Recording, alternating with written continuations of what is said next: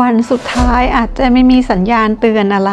บางโอกาสที่เราคิดว่าเรายังพอมีเวลาเหลืออีกมากมายแต่มันก็กลับหายไปในพริบตาโดยไม่ทันได้เตรียมตัวอะไรเลยโลกไม่ได้ให้คำเตือนเสมอไป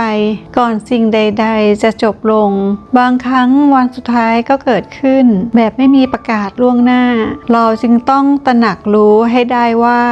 ทุกวันคือโอกาสเสมอจงทำทุกวันให้มีความหมายจงใช้โอกาสในการมีชีวิตอยู่ให้เต็มที่ทุกวันเพื่อไม่ให้เสียดายเมื่อวันสุดท้ายของใครต้องมาถึง